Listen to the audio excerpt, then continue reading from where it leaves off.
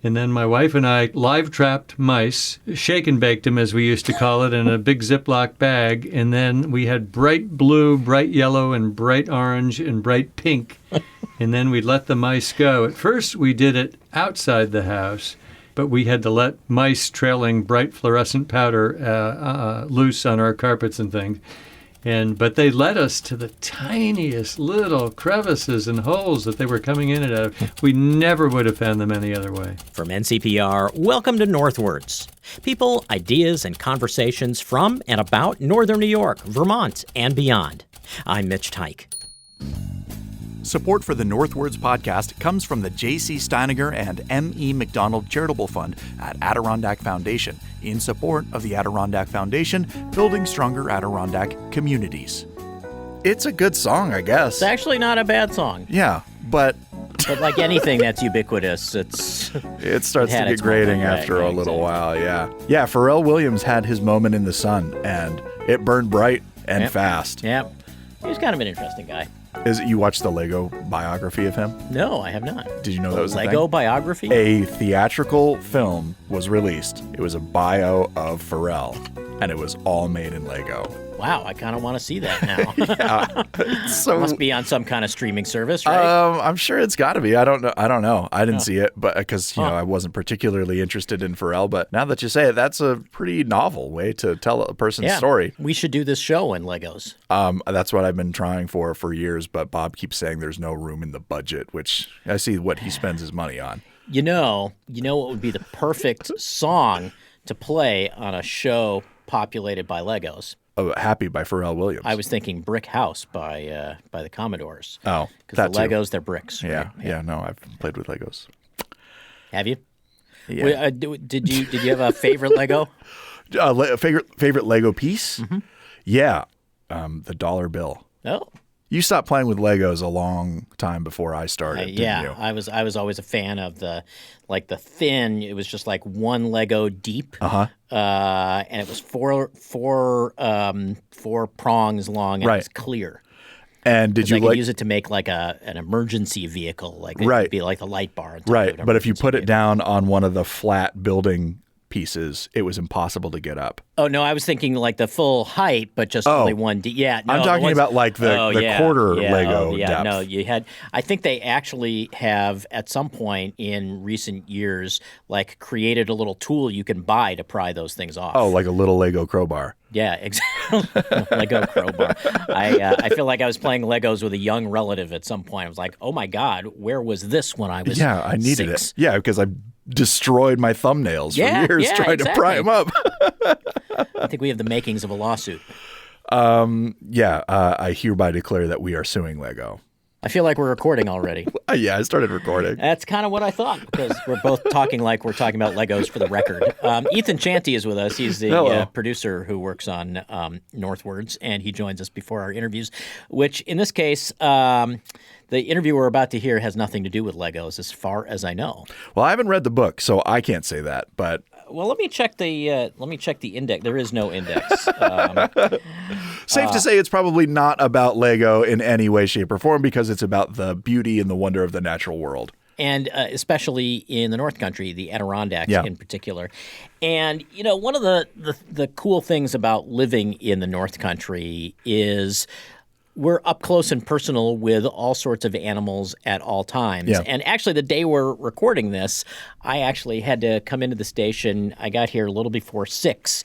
And as I was driving down a street in my neighborhood, which is, fair as urban as Potsdam gets, right? So not that far from, forests and farm fields and stuff. But there, crossing in front of me on Grove Street in Potsdam this morning, was a hedgehog. Oh, really? Yeah. Yeah, big fat hedgehog running across the street. Have I ever seen a hedgehog in Potsdam? You should hang out in my backyard more often. I have under been. Our shed. I have been. You just didn't know it. Now the jig is up. A hedgehog, really? That's really cool. The other day, I was driving back from Old Forge for the NCPR Photo of the Day exhibit. I was headed to Bloomingdale to go to the record store, and traffic was backed up because there were a bunch of deer crossing the road. And what I noticed was that there was a deer that was like it was almost like albino. It was almost completely white, except it had some brown spots on it, which is obviously like the reverse like an inverse deer. An inverse deer, yeah, exactly. And I thought that I was like seeing things, so I slowed way down and I tried to get a better look at it, but it had already galloped into the woods. One time I was driving to a concert and we passed a gas station, and I swear to God, I saw 2 men dressed like deer fencing in the parking lot of this gas station.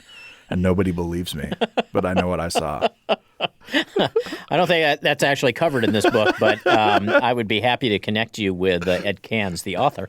I was driving back one evening from a meeting in Lake Placid, and I had to slow down, and my first thought was, wow, that is a big dog that is running across the road. And upon further reflection, like instantly, I realized it was indeed a bear.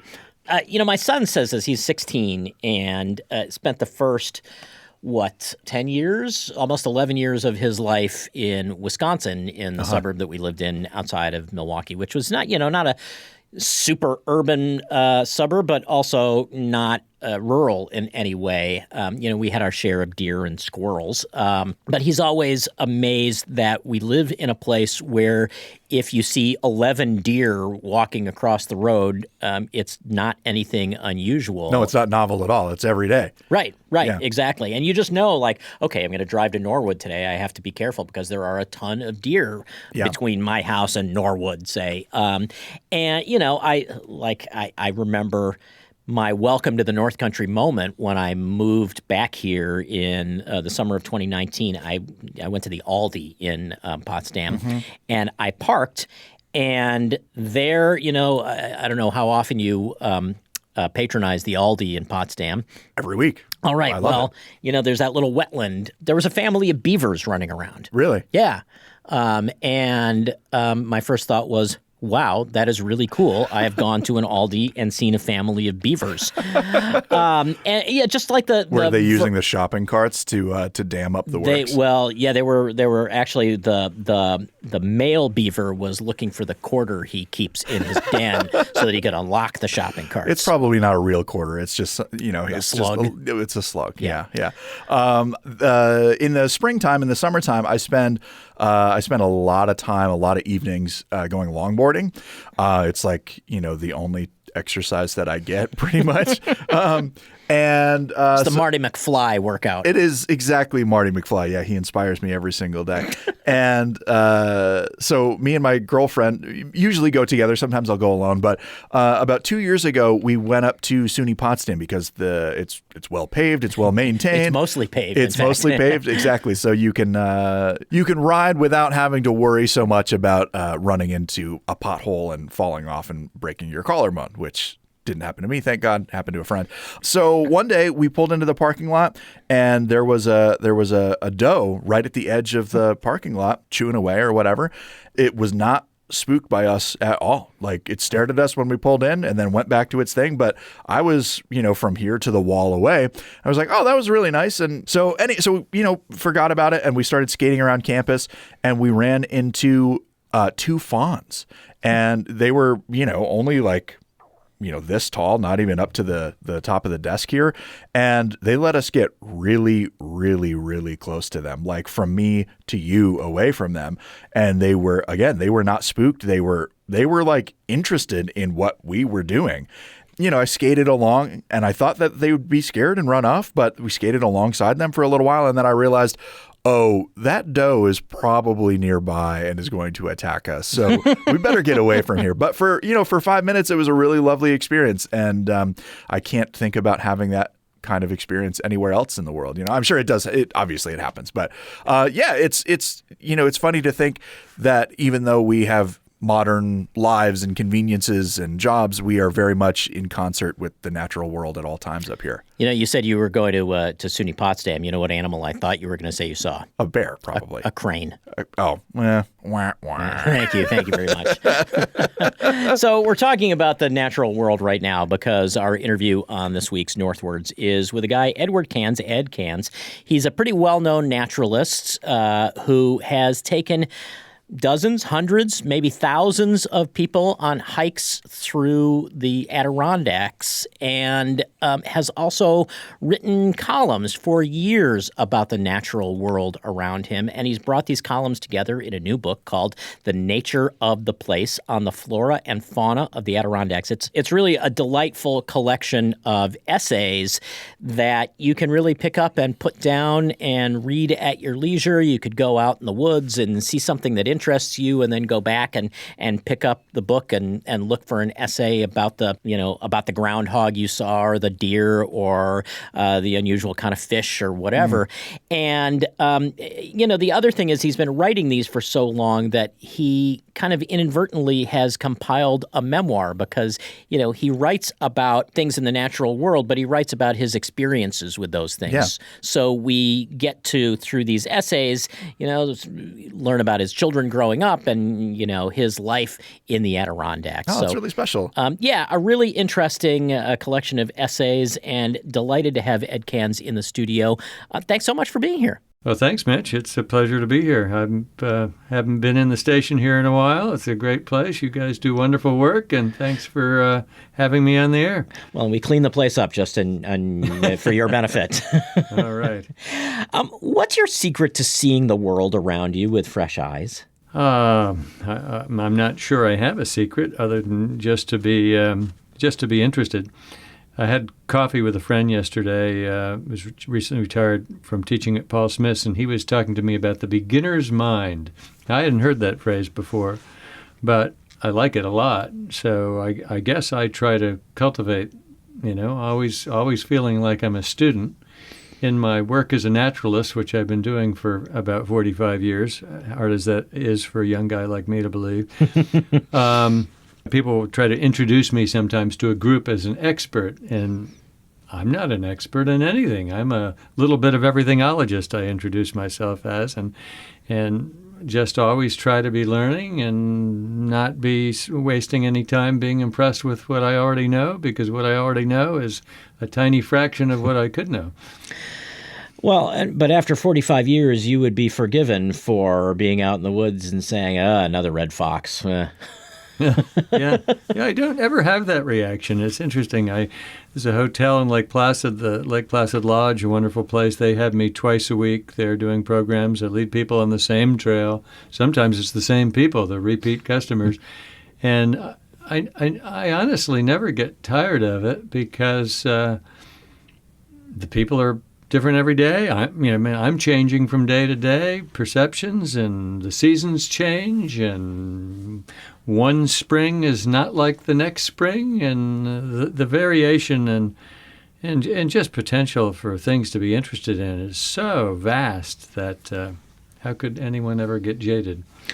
There is more on heaven and earth than can be dreamt of in your imagination. Yeah, that's it. And being the only Shakespeare I can possibly quote off the top of my head. Yeah, that's a good one. One Shakespeare I'm going to throw back at you, it's one of my favorites, sort of a mantra, is a touch of nature makes the whole world kin. And I really like that one, especially now in the time that we're living through, with so much divisiveness in our country and around the world. And I do all the stuff I do to share nature, books and columns and walks and things that I lead, and I steer clear of politics and religion, because nature is a point of common ground for just about everybody. And I want to keep it that way, and like to think I might be doing some good. Well, and is that essentially the answer to why this book at this time? Maybe. One of the reasons for the book is sort of a prosaic reason, I suppose. Prosaic reasons are good when you're putting together prose. But nice. Is that I write columns, and the columns that were revised and rewritten that went into this book are from two sources. They're from a wonderful news magazine, the Adirondacks, called the Adirondack Explorer. And since the Adirondack Explorer, when I came along and started writing for them in the year 2000, already had a bird column, I wasn't allowed to write about birds. I love birds. I'm interested in birds. I look at birds every day. You were the birder of the year at some point, were you not? I was, yeah, but I can't write about birds, and that's appropriate. The Explorer is a wonderful bird columnist named Joan Collins these days, and a couple of predecessors. Anyhow, I wrote a newspaper column for almost 33 years for a chain of newspapers based in Connecticut. And that gig eventually ended with the shrinking of the newspaper business. And for another 10 years, I wrote a column for a Bedford, New York paper down in the suburbs. And during that time, I was living in the Adirondacks, so I wrote about Adirondack birds a fair lot. So that's where the bird material in the book comes from. But anyhow, I write this stuff. You write a column, it appears in The Explorer, comes out every other month. The newspaper was every week, and then it's gone. And most of my stuff generally is not online. So people read it. Some people do, I hope, and then it's gone. And some of the material I'm sort of fond of, and I think more people might want to read it, and maybe years later somebody might want to reread something. So anyhow, that was the reason to put together the book, was to sort of give the material new life, which I felt it deserved, and it was really a blast actually to reread all this material and dig around. And I mean, I've published, I know it's well in excess of 1 million words of nature writing. It might be close to 2. So anyhow, there's a lot of material there, and of course there's stuff there that when I go back and read it, I don't like it. Well, that stuff didn't make it into the book. Well, I think the thing that makes your writing so delicious, if I can use that word, is the way that you manage to marry the science and the biology with the personal. In some way, as you went back through years of column writing, did putting this together feel like a memoir, writing a memoir in a way? Yeah, it did. That's interesting perspective. Yeah, it was like writing a memoir.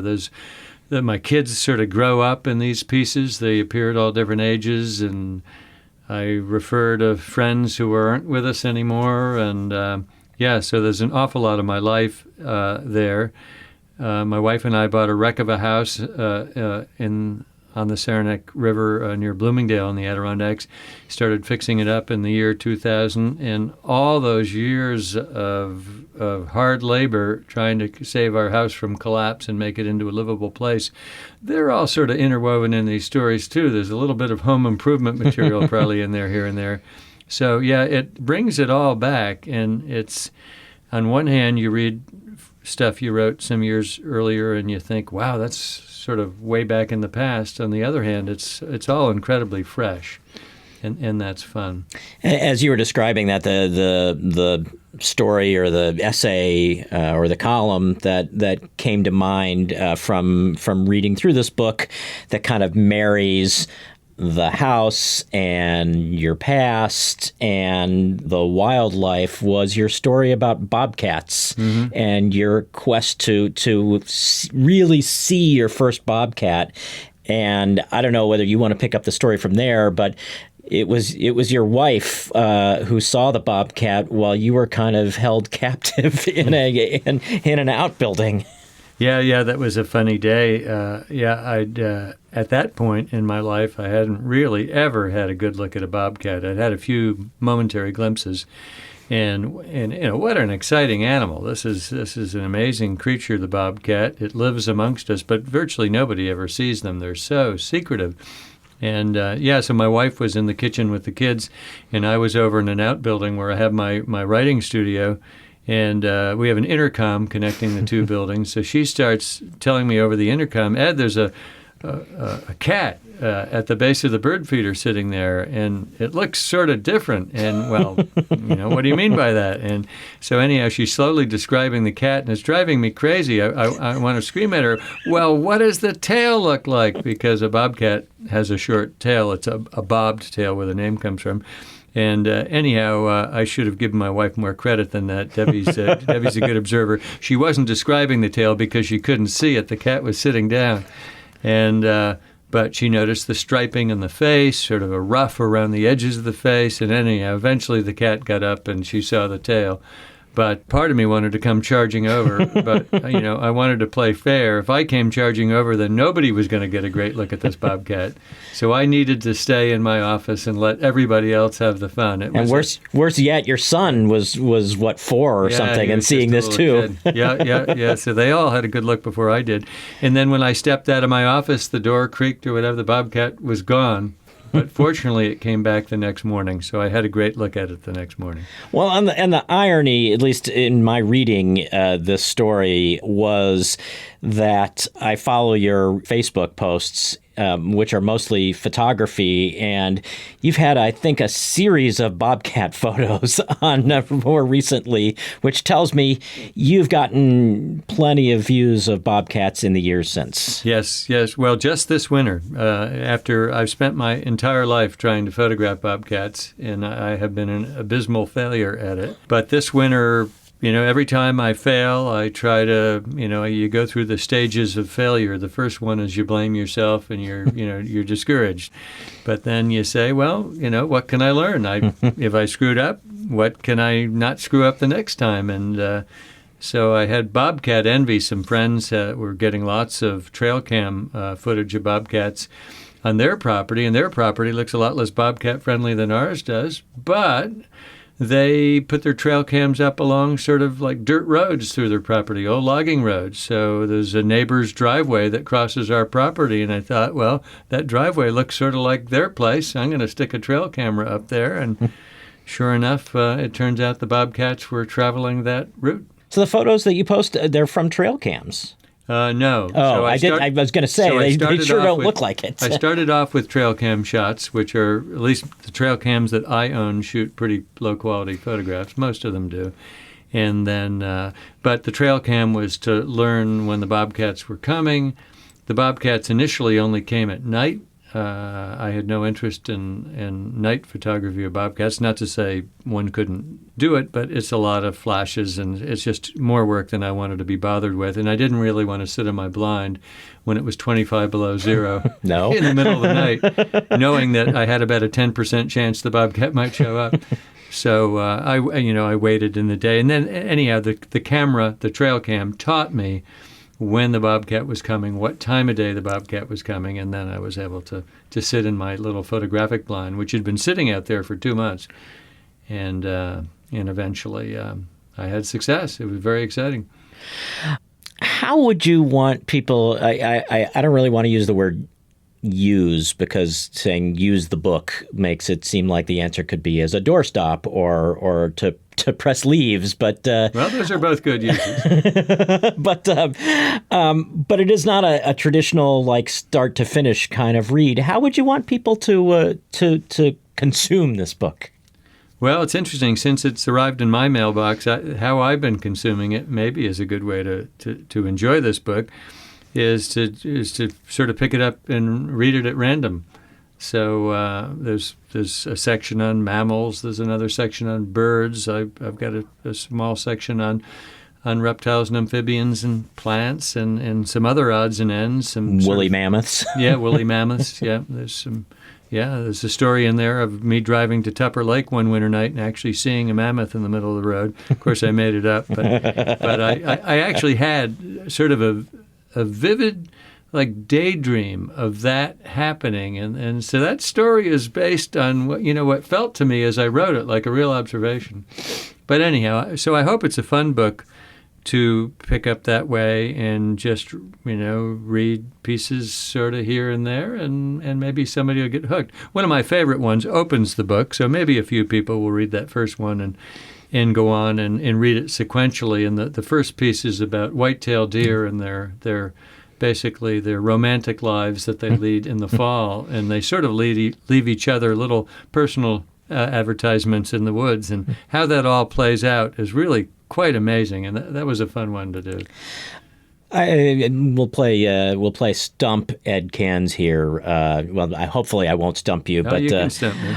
The one that grabbed me, partly because of the season that we're having this conversation, was you write not just about bears, but what bears are looking for when they awake from their hibernation or their semi-hibernation. And I was as apparently surprised as you were that they are not ravenously hungry for meat when they wake up. What are bears looking for around the time of year that we're in now? One of the main plants they eat, which grows here around Canton, but does not grow in our neighborhood, is skunk cabbage. Bears eat a lot of skunk cabbage when they come out of hibernation, and I don't know that scientists know why, or if they do know why, I haven't come across the answer. It's sort of a stinky plant. It's somewhat toxic, but bears are hungry for it. So, part of it, maybe it takes them a while to build up an appetite. They have to get up and come up with get a stretch of the legs. The individual pieces in the book have titles, some of which I like to think are funny. I thought they were funny too. and some are derived from cultural things at the time. And one of the bear pieces is "What Bears Want," I think is the title, and that title came from I wrote that piece at the time that there was a movie. I think it was Jack Nicholson and Diane Keaton. Was it What Women Want? I think that's right. Yeah. So I thought, well, I've got to write one on what I was thinking about bears that day. So I thought, I'm going to write one about what bears want. So, and bears eat a diet like, sort of like ours. Bears are carnivores technically, by ancestry. They have the teeth of a carnivore. That's their ancestry. But the black bear eats much more plant matter than it eats animal matter. They eat a lot of insects too, so they're not really big meat eaters. Right. I think I was surprised. I don't think I was surprised. I'm sure I was surprised. We think of the idea of bears, tearing into a fish or another mammal or whatever. But really, that's only polar bears that are essentially just carnivores. Yeah, I believe it's a fact that the world's bears, generally, all of them are omnivores. And the one exception is the polar bear, because what else? There are no plants. What else does it have to eat? But all bears are omnivores. One of the main things I see black bears in the Adirondacks, and it would be true here around Canton, eating in the summertime, which has always fascinated me, is they love to eat yellow jackets. So these wasps, which we sometimes call bees, yellow jackets, which nest mostly in the ground. Bears sniff out those yellow jacket nests, dig them up. I actually watched a black bear in the Smokies once clean out a yellow jacket nest, and the yellow jackets just stung that bear on the tongue and the lips and around the eyes. The bear did not like it. The bear shook its head and growled and ran away. But after the bear had about 3 minutes to reflect, it decided, no, it was worth all those stings to eat those delicious yellow jacket larvae. They must be really tasty. Yeah, they must be wicked good. So, so that's an interesting thing about black bears. Yeah, the animals are, full of surprises, and it's been a fun thing for me being in this nature business for as long as I have, that the stories and the science has changed. And that's a great thing about science, is that scientists should change their minds when new information comes along. They shouldn't be sticking to the dogma. And, of course, all the best scientists, that's the way they work.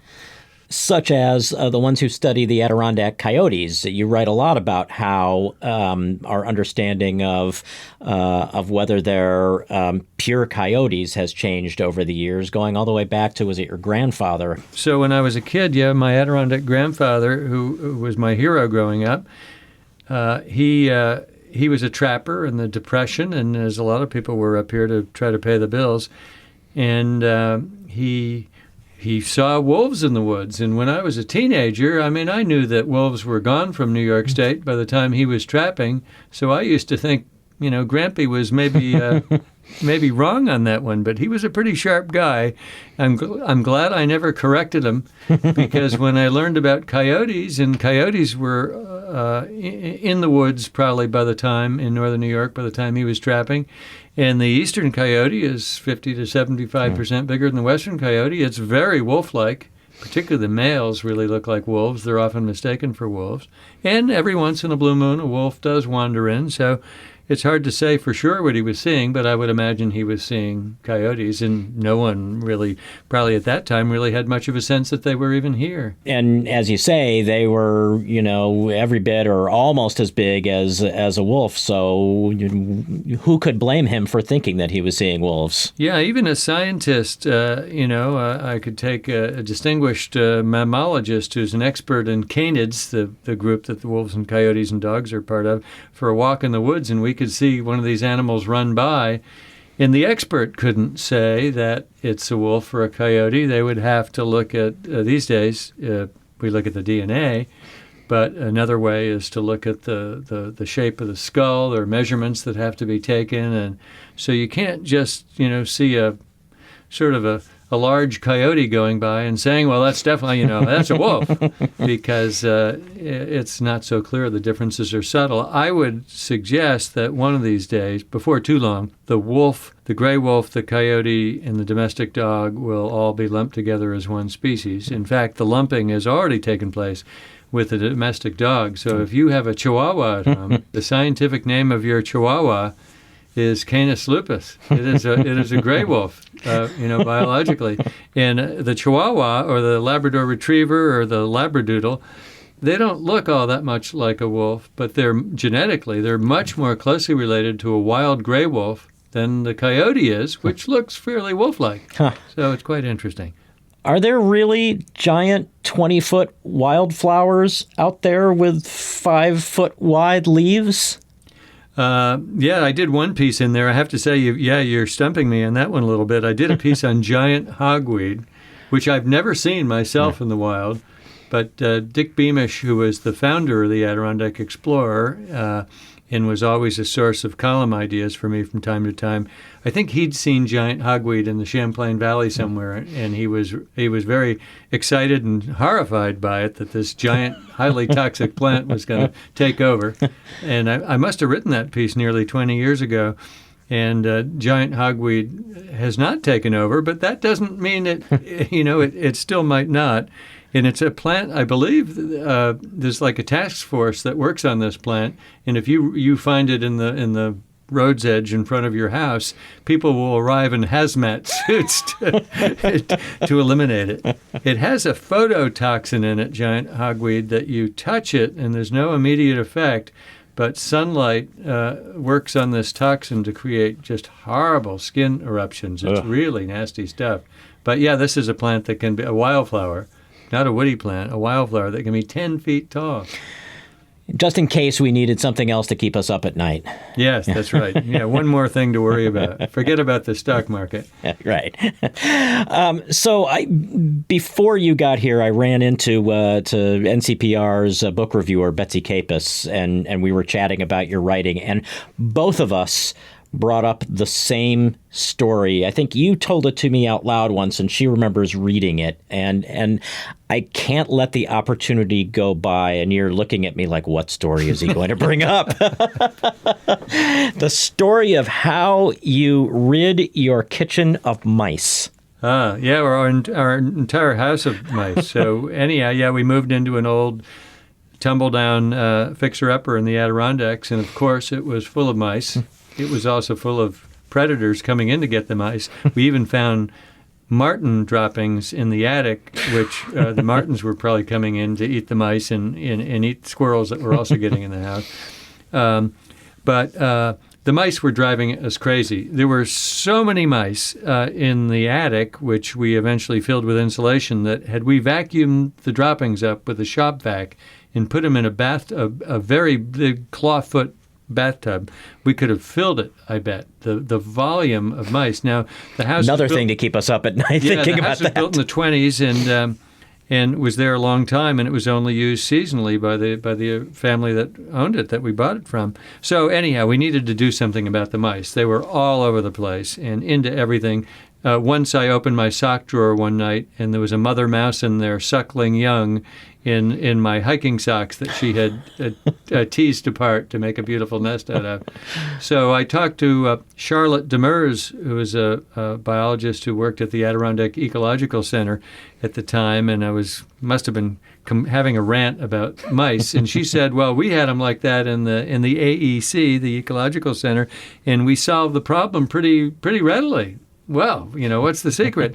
So scientists capture small mammals like mice and shrews and moles and things, and they're very hard to track in the wild. So they put them in a big plastic bag, shake them up with some fluorescent colored powder, and then let them go. And with a black light, they leave trails.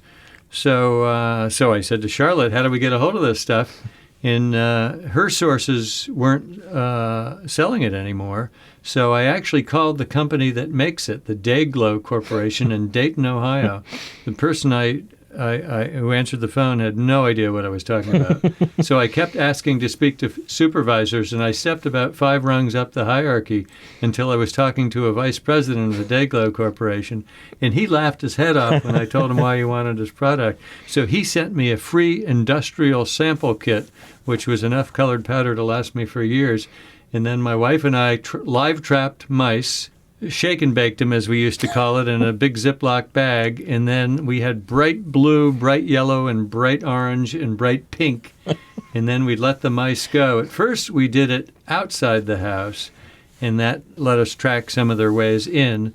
But eventually, they were still getting in. So then we had to, it took a couple of deep breaths, but we had to let mice trailing bright fluorescent powder loose on our carpets and things.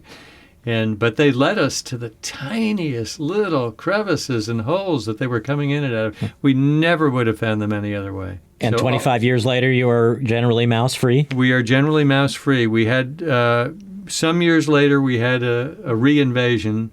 So we got out the powder and the live traps again and did it again. But, it was sort of fun. And we took particular satisfaction in it because so many people told us, "You will never, ever succeed in getting the mice out of your house." But we did. We should note that this show is not technically sponsored by the Dayglow Corporation of Dayton, Ohio. But if they want to send us samples, they're welcome to do that. Yeah, that's right. Yeah. Yeah, they were nice out there. They found the whole thing very amusing. Ed Kanze, before I let you go, considering the scope of what this book covers, is there anything in the Adirondacks that you, at this point in your career, have still never seen that is there a holy grail of experiences for you at this point in your career? Yeah, I mean, there are endless things that I haven't seen and I'm interested in, so that's a tough one. But just to narrow it down, as a kid, I was fascinated by reptiles and amphibians. So there are some of those, and I'm still really keen on reptiles and amphibians. So I last year or 2 years ago finally saw my first Adirondack rattlesnake. That was a big plus for me. I love snakes. This rattlesnake was incredibly beautiful.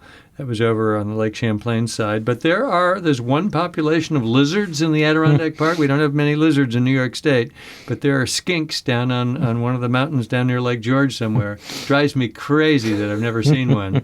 And there's a rat snake. I love rat snakes. Are one of my favorite snakes. They eat birds as well as rats, and they're very gentle, non-poisonous snakes, just really lovely snakes. And there's a population of those down near Lake George. Never seen one. There's a really cool turtle that lives in Lake Champlain, which would be on the Adirondack shores, called the map turtle. Never seen one.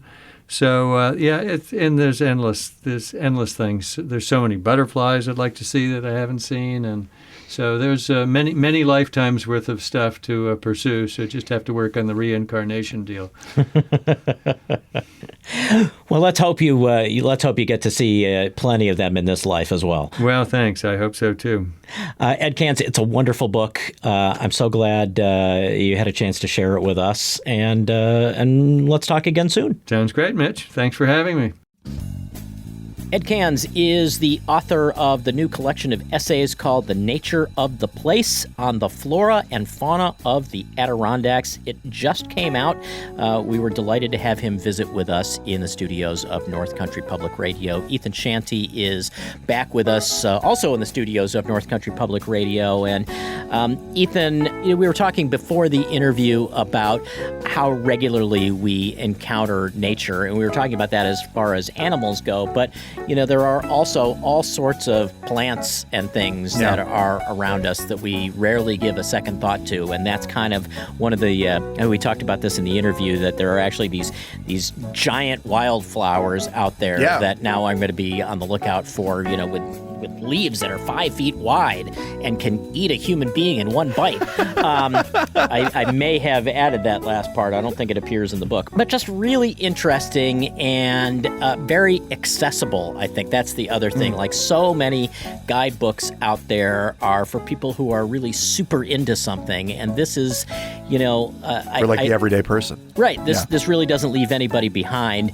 though if you are a regular hiker or a naturalist or whatever, you would find something interesting in this book as well. That's cool. I find that's how I come best to new concept, is through personal experience rather than through the weeds of science and stuff, because I'm not a scientist. No? I'm no good at it. I don't get it. I had really low grades in science. Science, you're a scientist among lesser men. Yes.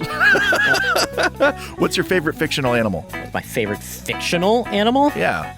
Wow, that is an excellent question. I know. You know what? I can tell you my favorite fictional animal is Chester Cricket, the cricket from Times Square, or the cricket in Times Square, which is a children's book for probably like 5th and 6th graders by George Selden. It's a book that was written 40s or 50s, but it was one of the children's books that influenced me the most. It really has a lot to say about feeling at home for reasons other than you're from a certain place. Just the kinds of things that make you feel at home. It's all about this cricket who inadvertently ends up on a train from his home in Connecticut and winds up in Times Square, where he lives for a while in a little cove inhabited by Tucker Mouse and Harry the cat, and is essentially adopted by a little boy named Mario. That is a lot more tender and saccharine than my response, which is